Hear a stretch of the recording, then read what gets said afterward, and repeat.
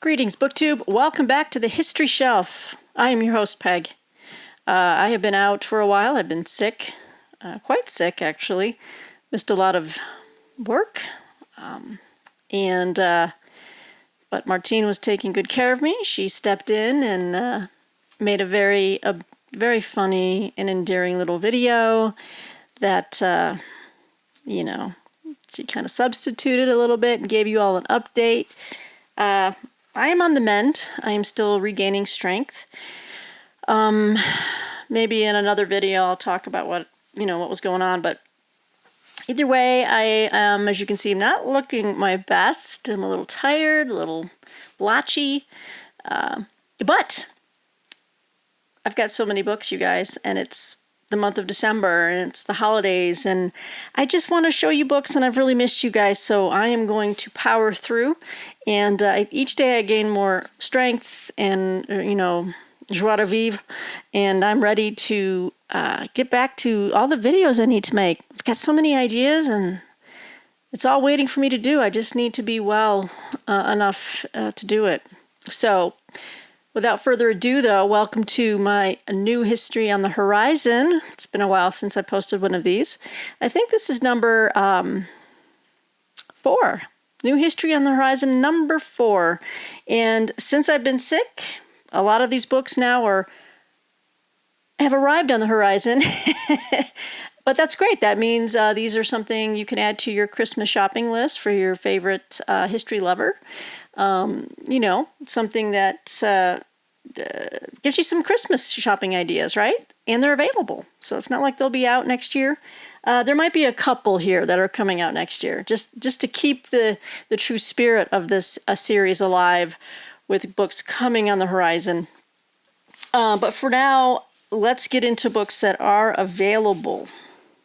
And then we will skip into the you love it. You want to know what's coming, right? You want to know what you haven't seen yet. And I'm the same way. Let's start with this book.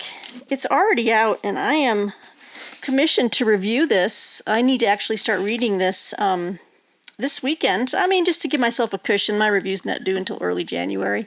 And I'm taking off. I'll be starting vacation next Tuesday. So I'm hoping to make lots of videos on my Christmas vacation, but I will also be doing a lot of reading. I didn't do a lot of reading while I was sick, just did not feel up to it. But this book is already out and would make a great holiday gift. This book is from Live Right, which is a imprint of W.W. Norton and Company. So I'm commissioned to review this for Book Browse Review. Many of you know that I am I'm on the masthead on Book Browse. I'm on the masthead there. I'm one of the book reviewers there. So I'll be reviewing this in January, but I'll be reading it this week or next week. This is the Grimkes, The Legacy of Slavery in an American Family by Carrie K. Greenidge. She also wrote Black Radical. Now, I knew about the Grimkes from a lot of my Civil War reading, but I've never read a dedicated biography, and I'm not sure if this might very well be the first one ever done. I'll read from the pub sheet so you can look at this cover while I read. All right, you know what? This is a huge pub sheet. I'm a little out of practice here, so we're just going to read this real quick. Sarah and Angelina Grimke, the Grimke sisters, are revered figures in American history, famous for rejecting their privileged lives on a plantation in South Carolina to become firebrand activists in the North. Their anti-slavery pamphlets, among the most influential of the antebellum era, are still read today. Yet retellings of their epic story have long obscured their black relatives. In The Grimkes, award-winning historian Carrie K. Greenidge presents a parallel narrative, indeed a long overdue corrective, shifting the focus from the white abolitionist sisters, to the black Grimkes, and deepening our understanding of the long struggle for racial and gender equality. Okay, now this cover's making more sense. Okay, and the subtitle. Okay. That the Grimke sisters had black relatives in the first place was a consequence of slavery's most horrific reality. and that would be plantation owners, obviously, raping and or consensually, I don't know, consensual is right, not at all consensual, but, yes, forcing themselves, raping their female slaves, and in result, having mixed race babies. So it says here, let's see here. Sarah and Angelina's older brother, Henry, was notoriously violent and sadistic, and one of the women he owned, Nancy Weston, bore him 3 sons, Archibald, Francis, and John.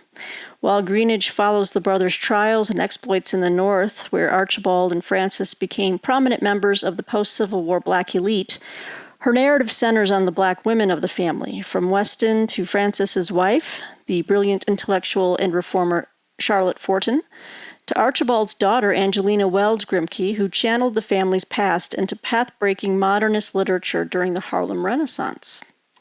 In a grand saga that spans the 18th century to the 20th and stretches from Charleston to Philadelphia, Boston and beyond, Greenidge reclaims the Black Grimkes as complex, often conflicted individuals, shadowed by their origins. Most strikingly, she indicts the white Grimke sisters for their racial paternalism. Okay. They could envision the end of slavery, but they could not imagine Black equality, which is a recurring theme among many of Northern abolitionists during that era. When their Black nephews did not adhere to the image of the kneeling and eternally grateful slave, they were cruel and relentlessly judgmental. An example, Greenidge argues, of the limits of progressive white racial politics. And this is a landmark biography of the most important multiracial American family of the 19th century. As the Grimkes suggests, as the book, The Grimkes, suggests that just as the Hemingses and Jeffersons personified the racial myths of the founding generation, the Grimkes embodied the legacy, both traumatic and generative, of those myths which reverberate to this day. And here is our author, Carrie K. Greenidge. And I am really looking forward to reading this. Can't wait to get started. Like I said, we'll be diving in later this week, probably a Friday night. I've, I'll maybe make another video to tell you I've some new things I've discovered while being ill, and some, epiphanies I've had about reading as enjoyment and not as like deadline. That I'll share with you. But this book I'm really looking forward to reading, and I can't wait. This is a book I'm going to be keeping it on my bookshelf. Of course, as always, when I write reviews and they're published and posted, I always share that on my social media channels, my Facebook page, The History Shelf, my Instagram, which is also The History Shelf. I think it's under The History Shelf with underscore between the and then history and then underscore shelf. Just find me. My links are in the comments below and in my banner. And also Twitter, but under Twitter, someone else had already taken the History Shelf title. So it's weird. I have... my title is B. I was trying to make a title that said book pegged, or book peg. And a lot of these were already taken. So I ended up with B pegged. Don't know. But, I've got a lot of followers, and I'm just hoping people recognize the icon as the History Shelf. Anyway, all right. Oh, what else we got here? Oh, well, this is already out. But I asked for a review copy, and the folks at Little Brown were very gracious indeed to send me a review copy, going to some American Revolutionary history now. And this is out at bookstores. I think you've probably seen it in a lot of places. Little Brown is part of the Hachette book group. This was a complimentary review copy of, and I can't wait, The Revolutionary, Samuel Adams by Stacy Schiff, who a lot of you know as the author of, I think, The Witches, and another book of hers, and Cleopatra, which everyone has raved about, and I still have not read. I've read at least 2 to 3 biographies over my lifetime of Cleopatra, but I haven't read Schiff's. There was another guy that just released one, and it's already gone to Hamilton Book, which is a bargain bookstore that I haul on this channel quite a bit. So it seems like there's been a glut of Cleopatra biographies in the last couple of years. But anywho, as they say, Stacy Schiff, she's got just a wonderful reputation on BookTube, and I'm really looking forward to reading this. Again, from Little Brown. It's out right now, you guys. Might want to check that out for your, history fans in the family, friends that enjoy reading this era of American history. Says here, Thomas Jefferson asserted that if there was any leader of the Revolution, Samuel Adams was the man. John Adams thought his cousin the most sagacious politician of all. With high-minded ideals and bare-knuckle tactics, Adams led what could be called the greatest campaign of civil resistance in American history. Pulitzer Prize-winning biographer Stacy Schiff returns Adams to his seat of glory, introducing us to the shrewd, eloquent, and intensely disciplined man who supplied the moral backbone of the American Revolution. A singular figure at a singular moment, Adams packaged and amplified the Boston Massacre. He helped to mastermind the Boston Tea Party. He employed every tool in an innovative arsenal to rally a town, a colony, and eventually a band of colonies behind him, creating the cause that created a country. For his efforts, he became the most wanted man in America. When Paul Revere rode to Lexington in 1775, it was to warn Samuel Adams that he was about to be arrested for treason. In The Revolutionary, Stacy Schiff brings her masterful skills to Adams's improbable life, illuminating his transformation from aimless son of a well-off family to tireless, beguiling radical who mobilized the colonies. Arresting, original, and deliriously dramatic. I like that. This is a long overdue chapter in the history of our nation. So again, this is out right now. Here's our author, and here are those two books I was talking to you about. I've been meaning to read both, Cleopatra and the Witches. So anyway, that is available now. All right, we're going to keep trying to plug on. I got a lot here. I don't know if I can do this in one video. We're going to try. Okay. Out right now. I've got some, you know what? Let's do this one because this one won the Kundal Prize for History. Well, Kundal Prize is known for, it's a history prize. I was following the finalists, the short list, the three finalists, which is funny. I already had two of the three finalists. I already had their books, but the folks at the Kundal History Prize reached out to me and said, "Would you, like to follow along with this? Do you need a review copy of any of the finalists?" And I said, "Well, I've already got two of them, but I don't have this one." And it turned out this was the winner. Beat out the other two, which was Cuba by Ada Ferreira and the Fall of the Soviet Union. It's behind me on the shelf, and I don't want to try to butcher the man's name. I don't think I would, but I don't have it in front of me. Anyway, this is the book that went out, so I got this copy in the mail. This is All That She Carried, The Journey of Ashley Sack, A Black Family Keepsake, by Tia Miles. And not only did it win the National Book Award, she won the Kundal Prize, the History Prize. So congratulations to Tia Miles. I'm looking forward to reading this. And I think once I read this, I know someone out there I'm going to send this book to. I think she would really enjoy this. In 1850 South Carolina, an enslaved woman named Rose faced a crisis, the imminent sale of her daughter, Ashley.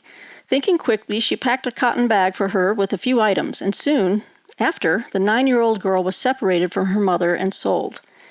Decades later, Ashley's granddaughter Ruth embroidered this family history on the sack in spare hunting language. Historian Tia Miles carefully traces these women's faint presence in archival records, and where archives fall short, she turns to objects, art, and the environment to write a singular history of the experience of slavery and the uncertain freedom afterwards in the United States. All That She Carried is a poignant story of resilience and love passed down against steep odds. It honors the creativity and resourcefulness of people who preserved family ties when official systems refused to do so, and it serves as a visionary illustration of how to reconstruct and recount their stories today. So there is this book. I'm sorry, the light is dying here in, the sun is going down, so now my lighting's getting a little weird. There we go, all that she carried. I'm going to try to figure this out. You know what, let's try this. Oh, it's dark. Wow. All right, so we have that one. What else we got for you that's not out yet? Or is, sorry, that is out. Again, I'm a little rusty at all this. You don't mind if the background's dark, do you? Let me try to fix the lighting. 1 second. Okay, I hope that's a little bit better. Just turned a lamp on over here. The next book we have, we're going to World War II, military history, which you know is a favorite of mine, especially just military history in general. It doesn't matter the era. This is from Caliber Books. They were kind enough to reach out to me and said, what do you think? Would you like to take a look at this book? And I said, you know me. Of course I would. This is Wings of War, the World War II fighter plane that saved the Allies and the believers who made it fly, by David Fairbank White and Margaret Stanback White. It's good. It's a really cool cover. Again, Caliber Books. What do we have here? This is all about the P-51 Mustang, my friends. When the P-51 Mustang began tearing across European skies in early 1944, the Allies had been losing the air war for years. Staggering numbers of bomber crews, both British and American, had been shot down and killed thanks to the Luftwaffe's superior fighter force. Not only did the air war appear grim, but any landing of troops in France was impossible while German fighters hunted overhead. But behind the scenes, a team of visionaries had begun to design a bold new type of airplane, one that could outrun and outmaneuver Germany's best. Wings of War is the incredible true story of the P-51 Mustang fighter and the unlikely crew of designers, engineers, test pilots, and Army officers who brought it from the drafting table to the skies over World War II. This is hardly a straightforward tale of building an airplane. For years, the team was stymied by corruption within the defense industry and stonewalled by the Army Air Forces, whose officers failed to understand the Mustang's potential. But when squadrons of Mustangs were finally unleashed over Hitler's empire, the Luftwaffe was decimated within months, clearing the skies for D-Day. A compelling character-focused narrative, replete with innovation, determination, and bravery, Wings of War is the never-before-told story of the airplane that truly changed the course of World War II. So I just, for some reason, this just really perked my interest. And the fact that it's very character-driven and character-focused, I appreciate that. There's a lot of military history books that I come across, and I start to read, and then I'm losing track, or it's just so technical, and it loses me. It has to be centered around people. And then we get to the rest of it. So if it's not, if there's not strong characters driving the history narrative, I get lost. So it's not like I can finish reading every military history I pick up. But this one I think I will. This sounds really great. So Wings of War by David Fairbank White and Margaret Stanback White, Caliber Books, and this is out right now. So you can get that. Let's switch over. We're going to show you a couple of university press books. I love university press books. We're going to go to Yale University Press. Ooh, they're doing a great job knocking my socks off lately. These two came in the mail. And I'm amassing more books on China, and I'm really digging it. I'm getting into it. I'm getting into the topic, and I like reading different aspects of it. And these two books kind of cover one aspect, which would be, I think one kind of covers one aspect of economics, and the other is a more straightforward kind of foreign policy book. But let's start with the foreign policy book. This is out now. It says Accidental Conflict, America, China, and the Clash of False Narratives by Stephen Roach. Again, Yale University Press. They make outstanding, they put out great history, period. I have a pub sheet. Let me see if I can read from this while you guys look at this beautiful cover. You know what I'm saying?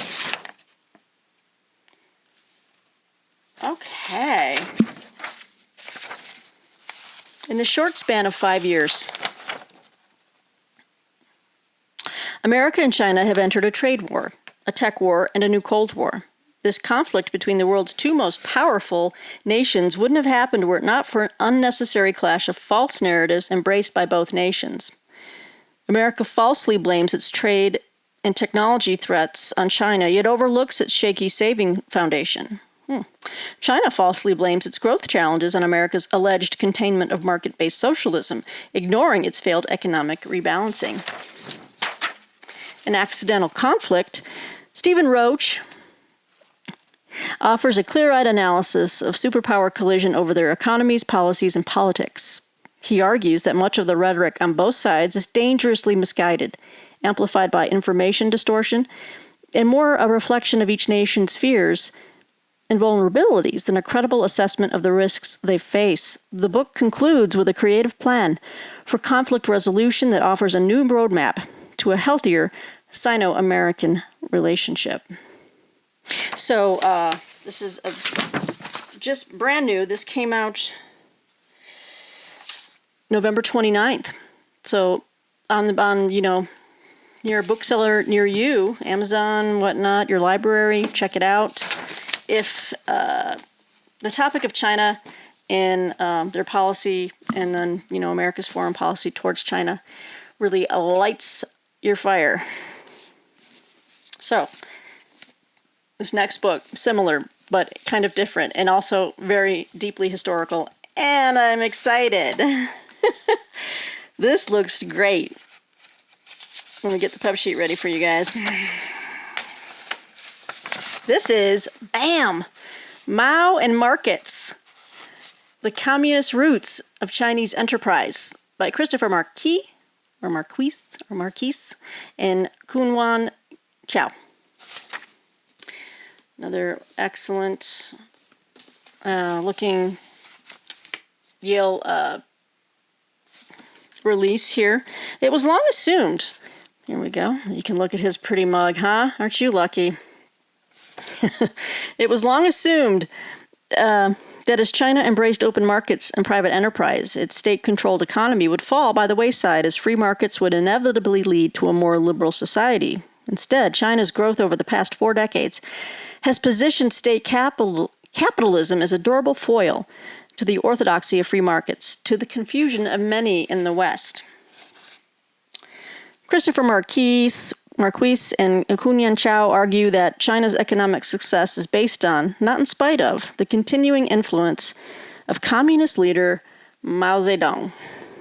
They illustrate how Mao's ideological principles, mass campaigns, and socialist institutions have enduringly influenced Chinese entrepreneurs' business strategies and the management of their ventures.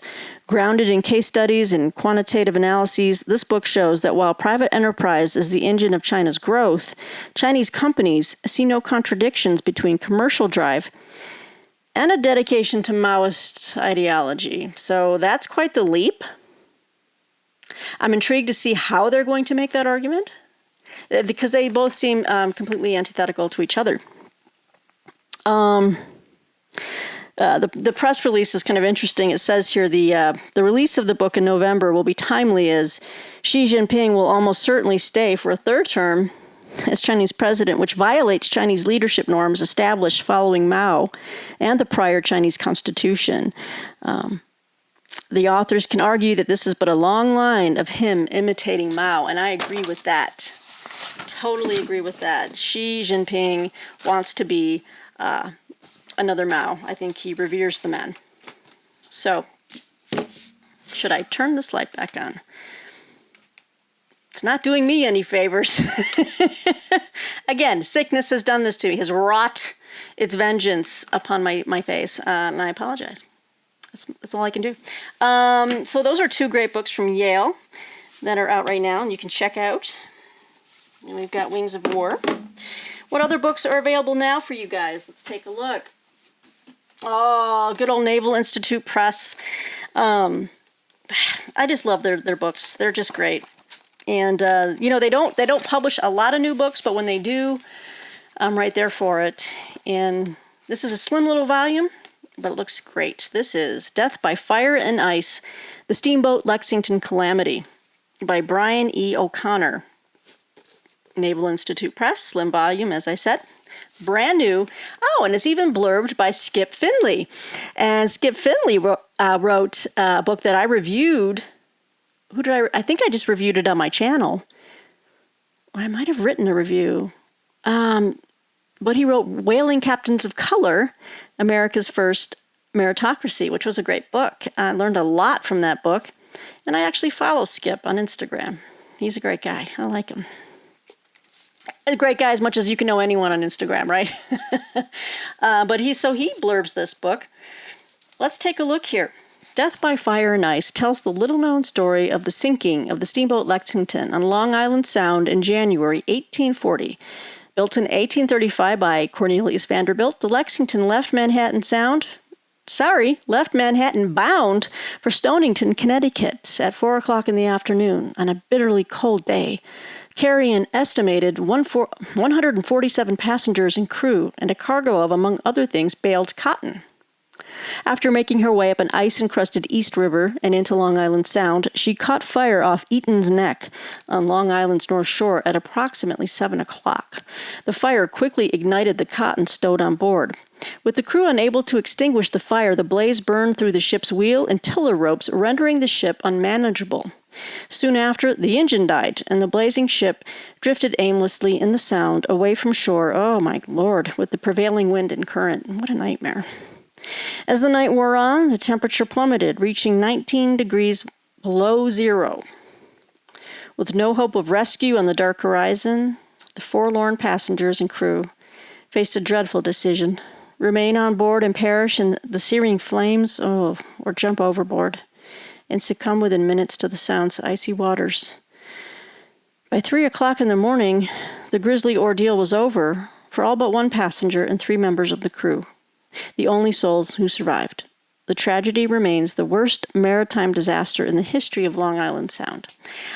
And this is a story I was never aware of. And it continues. Within days, the New York City coroner convened an inquest to determine the cause of the disaster. After 2 weeks' testimony, the inquest jury rendered its verdict, concluding that the Lexington had been permitted to operate on the Sound at the imminent risk of the lives and property of its passengers. The public's reaction to the verdict was immediate and scathing. Calls were made for Congress to enact legislation to improve passenger safety on steamboats.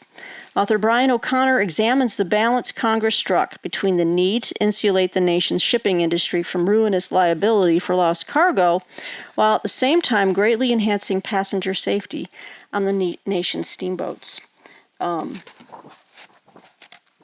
It's an important little history. It kind of, covers not just the disaster, but the aftermath and the changes that were made from it, which is, I would imagine, still applies today or has been built upon in maritime law. So, Death by Fire and Ice by Brian E. O'Connor, Naval Institute Press. Check them out. Okay, then we're moving over to, probably wouldn't want to read this, but again, not only am I into reading about China, but for most of my life, I've studied Russia and the Soviet Union, and then Russia again. That's how they've gone. This is from St. Martin's Press. This came out in early October, actually. But now that I'm feeling better, I think I'm ready to dive into a lot of these. And this is The Russia Conundrum: How the West Fell for Putin's Power Gambit and How to Fix It by Mikhail Khodorkovsky. With Martin Sixsmith, who has written several, or at least a couple major histories on Russia. And I have several of his books, actually, Martin Sixsmith. So what does this say here? Okay. Mikhail Khodorkovsky has been behind the mask of Vladimir Putin. Once an oil tycoon and the richest man in Russia, Khodorkovsky spoke out against the corruption of Putin's regime and was punished by the Kremlin, stripped of his entire wealth, and jailed for over 10 years. Now freed, working as a pro-democracy campaigner in enforced exile, Khodorkovsky brings us the insider's battle to save his country's soul, offering an urgent analysis of what has gone wrong with Putin. The Russia Conundrum maps the country's rise and fall against Khodorkovsky's own journey from Soviet youth to international oil executive, a powerful insider to political dissident, and now a high-profile voice seeking to reconcile East and West. With unparalleled insight, written with Sunday Times bestselling author Martin Sixsmith, this book exposes the desires and damning truths of Putin's mafia clan and provides an answer to the West on how it must challenge the Kremlin in order to pave the way for a better future.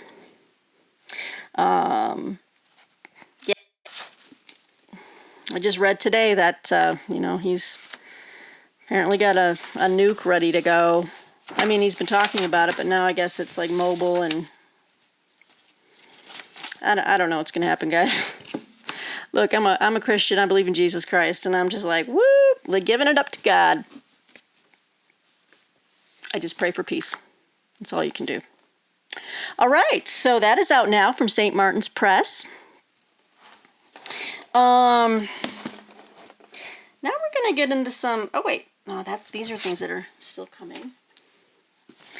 All right. So these are books that are out right now. They're two of them are from... Let's go to this one. Back to University Press. This is from Oklahoma University Press. I went to their website one day, and I was looking at some of their releases. I think they're fairly new, but yes, they are. This is very intriguing. This is from Oklahoma University Press. This is Red Dreams, White Nightmares. Pan-Indian Alliances in the Anglo-American Mind, 1763 to 1815, by Robert M. Owens. I don't have a pub sheet, so I'm just going to read this to you here. I'm trying to find it. Oh, this is an older... Well, no. Okay, this is new in paperback. It came out in paperback this year, so it's new in paperback, and which means it's affordable. So if you go to the Oklahoma University Press website, you can find it, and also, obviously, Amazon, Barnes & Noble, and ask your library as well. From the end of Pontiac's War in 1763 through the War of 1812, fear, even paranoia, drove Anglo-American Indian policies. In Red Dreams, White Nightmares, Robert M. Owens views conflicts between whites and natives in this era invariably treated as discrete regional affairs, as the inextricably related struggles they were. As this book makes clear, the Indian Wars north of the Ohio River make sense only within the context of Indians' efforts to recruit their southern cousins to their cause. The massive threats such alliances posed, recognized by contemporary whites from all walks of life, prompted a terror that proved a major factor in the formulation of Indian and military policy in North America. As the 19th century wore on and as slavery became more pervasive and crucial to the American South, fear shifted to Indian alliances with former slaves and eventually to slave rebellion in general. The growing American nation needed and utilized a rhetorical threat from the other to justify the uglier aspects of empire building, a phenomenon that Owens tracks through a vast array of primary sources. Red Dreams, White Nightmares is the most comprehensive account ever written of how fear, oftentimes resulting in Indian hating, directly influenced national policy in early America. So doesn't that sound just fascinating? And I love reading about the Native Americans, their history from the beginnings of, from Roanoke onward, and then just all of it that happened.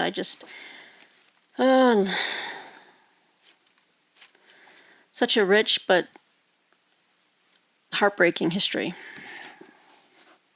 For certain. So the next book from Oklahoma University Press, I'm a big fan of this book. It's one of my favorite classics. And in fact, I said it was one of my Desert Island books when I did my video, or I did my interview with Sean Standfast on his channel, Desert Island Books. And that was the Iliad. But this book, it kind of takes it further, and I'm really, really intrigued. This is called The Iliad as Politics, The Performance of Political Thought by Dean Hammer. So this really jumped out at me, and it's new. I think it's new in paperback. I think that's what came out this year. Paperback published in 2022. Again, which means it's affordable. Because, a lot of university press books and hardcovers, like it's prohibitive, the cost. But yeah, from OU Press. Says here, wily Odysseus, bold Achilles, brave Hector, beautiful Helen of Troy. For centuries, people around the world have been fascinated by these figures and their tragic war, as recounted in Homer's Iliad, long admired and studied as one of the foremost epic poems of the ancient world. In The Iliad as Politics, Dean Hammer revisits this epic with a new perspective. In the first full-length treatment of the Iliad as a work of political thought, Hammer demonstrates how Homer's epic is also an ancient Greek discussion on political ethics. Hammer redefines political thought as the activity of addressing issues of collective identity and organization. Using this understanding of politics, Hammer discusses how the characters in the Iliad and their behavior reveal such issues. The larger-than-life actions and interactions embody community issues of authority, conflict, judgment, and the interrelationship between personal and collective identity. Much of modern Western political thought focuses on classical Greek discussions of political philosophy. Hammer demonstrates that the Iliad constitutes another such ancient Greek political discussion. So this book, obviously it's very academic. We'll see how the prose is, if he makes it that's graspable by, that's not a word, but anyway, you know what I'm saying? People can grasp it. But this is volume 28 in the Oklahoma series in classical culture. So really stoked to have my mitts on this one. But both paperbacks, so I'm glad for that. Now, this is Baker Academic. The good folks at Baker Academic. Oh, I love having, this is great. I can't wait to read this, you guys, and I'm sure all of you fans. This is moving on to like church history, Christian church history.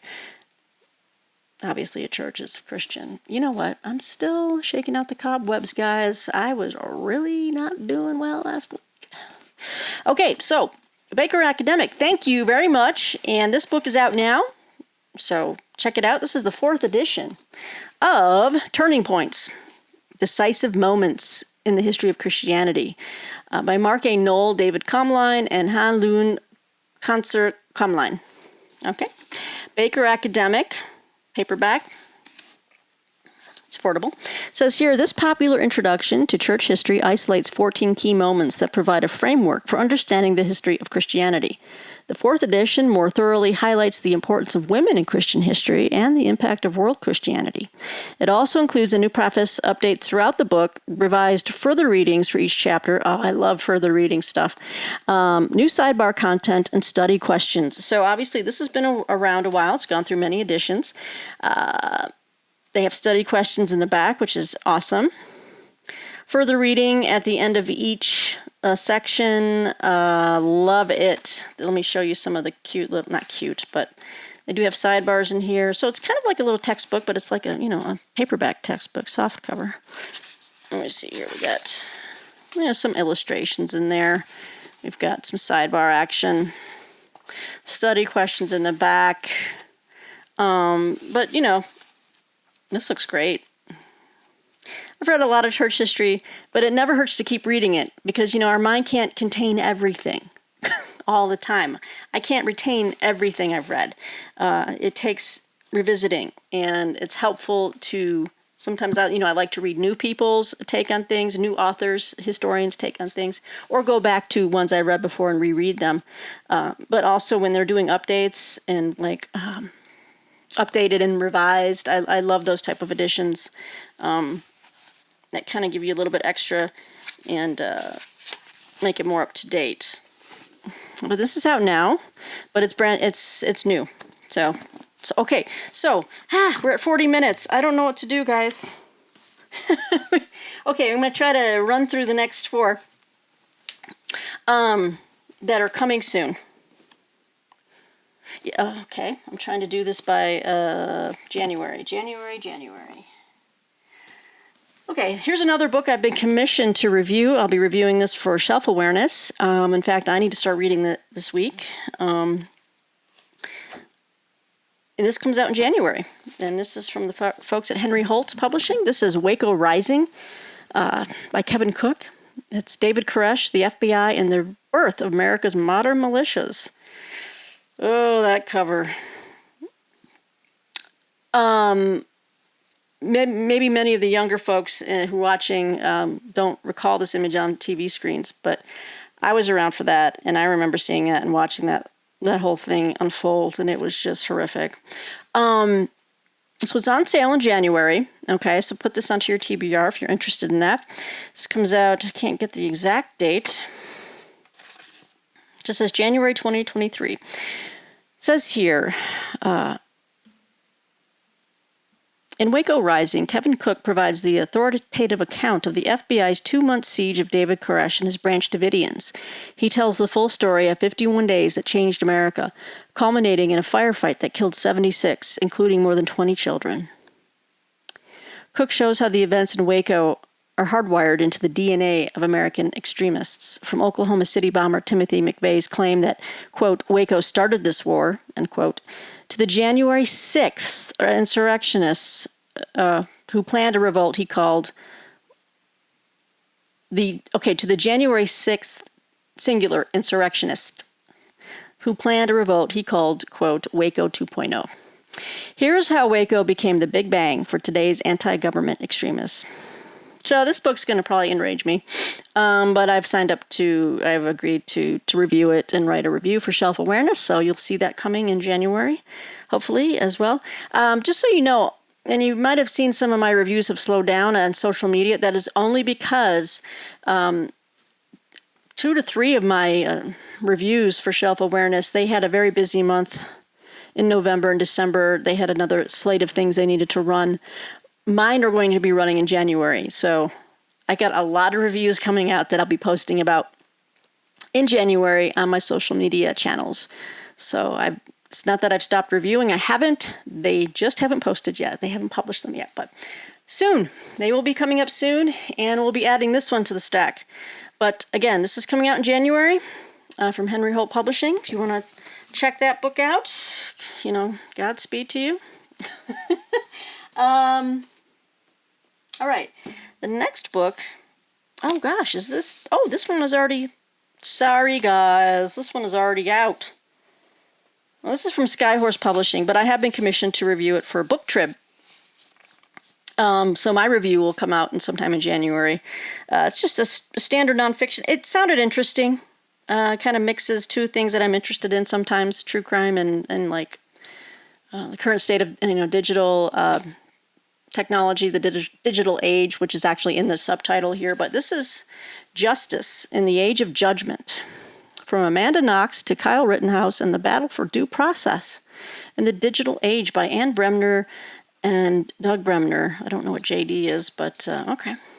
This is from Skyhorse Publishing. So I'm sorry, I thought this was still coming out.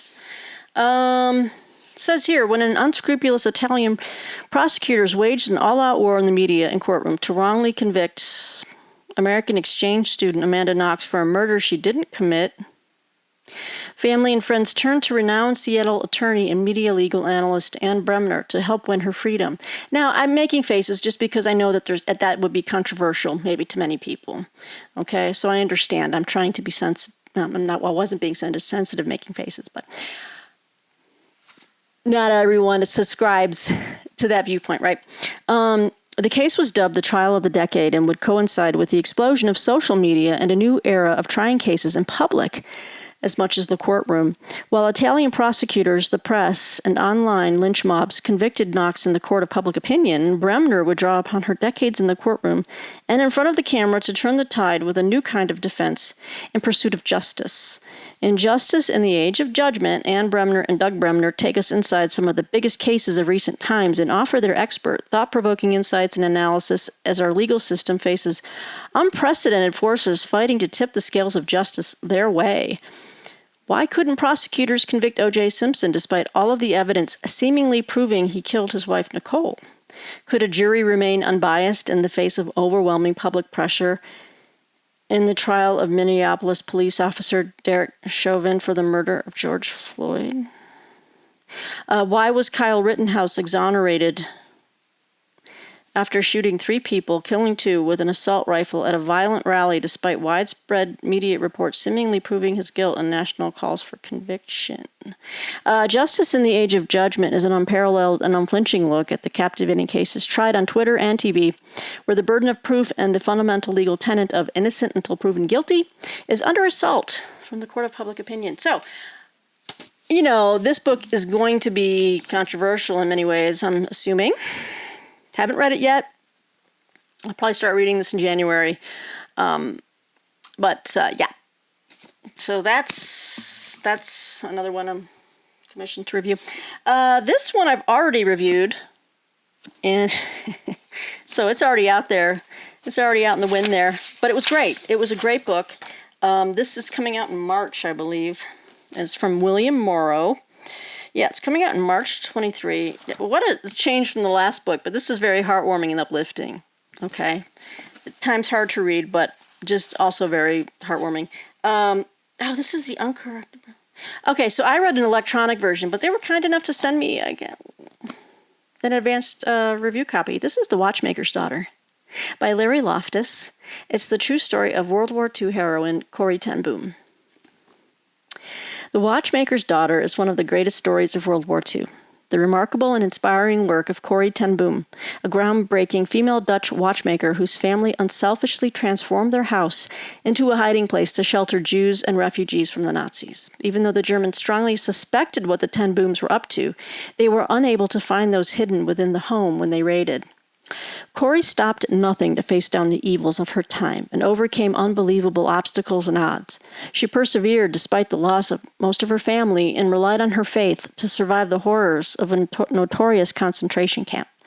But even more remarkable than her heroism and survival was Corrie's attitude when she was released.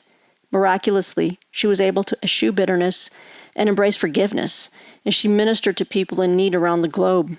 Corrie's ability to forgive is just one of the myriad lessons that her life story holds for readers today.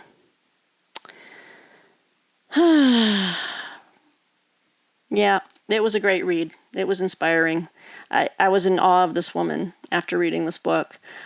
So this is one I can say I highly recommend, and it's coming out in March from William Morrow Publishers. Add it to your TBR. Ask your library to order it when it's available. This is the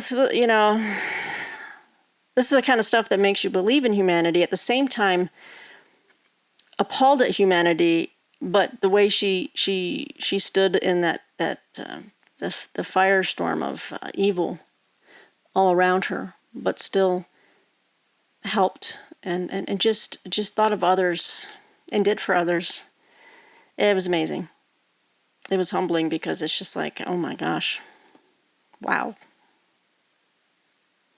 You know, you hope you could ever be that good. Yeah, it was an amazing book. I'm sorry, I was very touched by it. The Watchmaker's Daughter, Larry Loftus. This is one I can tell you right now. Rush out and get it when it's published. Okay, final book of this very long New History on the Horizon. But I've had a lot of books come in while I've been ill, and even the week before that, as I was coming down ill. It was a long process. It wasn't just 1 week. I think you know from my last video I mentioned I was exhausted, and that was my body warning me something was going on. So this book I'm really excited for because I love this author, and I've read many of his books over the past many decades. Few decades. I'm not that old. I am commissioned to review this for the Washington Independent Review of Books. And I've written several reviews for them. I enjoy writing and reviewing for that publication. I can also link below all these different places that I review if you're interested. This is also from William Morrow. This is also coming out in, what do we got here on this pub sheet? I think it's March. Yep, it's coming out in March, guys. Oh, I got the wrong pub sheet. This was supposed to be in The Watchmaker's Daughter. Okay, hang on. Guys, come on. When is it coming out? Okay. Sorry, one moment. April. This is coming out in April. This is by Peter Cousins, and I love his work. This is A Brutal Reckoning. Andrew Jackson, the Creek Indians, and the Epic War for the American South. Peter Cousins. He's the author of The Earth is Weeping, but many other books. I have read his stuff. She's great. He is a great historian and a great writer. Anyway, I am commissioned to review this. I think it's probably due in March, my review. But anyway, from acclaimed historian Peter Cousins, the story of the pivotal struggle between the Creek Indians and an insatiable young United States for control over the Deep South. The Creek War was one of the most tragic episodes in American history, leading to the greatest loss of a Native American life on what is now U.S. soil. What began as a vicious internal conflict among the Creek Indians metastasized like a cancer. The ensuing Creek War, 1813 to 1814, shattered Native American control of the Deep South and led to the infamous Trail of Tears, in which the government forcibly removed the southeastern Indians from their homeland. The war also gave Andrew Jackson his first combat leadership role, and his newfound popularity after defeating the Creeks would set him on the path to the White House. In A Brutal Reckoning, Peter Cousins vividly captures the young Jackson, describing a brilliant but harsh military commander with unbridled ambition, a taste for cruelty, and a fraught sense of honor and duty. Jackson would not have won the war without the help of Native American allies, yet he denied their role and even insisted on their displacement, together with all of the Indians of the American South in the Trail of Tears. Conflict involving not only white Americans and Native Americans, but also the British and the Spanish, the Creek War opened the Deep South to the Cotton Kingdom, setting the stage for the American Civil War yet to come. No other single Indian conflict had such significant impact on the fate of America, and A Brutal Reckoning is the definitive book on this forgotten chapter in our history. That sounds amazing, and a much needed. I don't know a lot about that war, the Creek War, so I can't wait to fill in the gaps in my knowledge, and I look forward to writing about it for the Washington Independent Review of Books. And that's coming in April. All right, guys, so we're at 51 minutes. Thanks for hanging out with me. I think I'm done for this evening. More videos to come. Like I said, I'm gaining strength, and I've got to get these books processed. They keep coming in, and I love it. But the good news is I've decided I'm going to buy some more bookcases, and I know where to put them. And so all the books that have recently come in and books that I've bought, because I kind of went a little crazy at the end of this year, last 6 months, which I'm going to be pulling the reins back on a bit. I have places for these books, but I'm also going to be looking to be sending out more to all of you guys. And I'm also going to be sending some, donating some to the library, and just, moving them in and moving them out, but keeping the ones that I really, really love. So anyway, BookTube, thanks for joining me on this next installment here of New History on the Horizon. Expect a 5th New History on the Horizon very soon, because I have another pile ready to go. And a lot of new books I want to get out to you, or at least on this camera here, so you can, a little roundup for you guys to wade through and see what you want to get, and for Christmas and or after. So again, I really appreciate your guys' patience and for coming back to see me. Warts and all, it's not warts. It's just my skin is, it's angry at being sick. So anyway, guys, we'll talk soon. I will talk to you before Christmas for sure. Anyway, have a wonderful night and be well. Bye.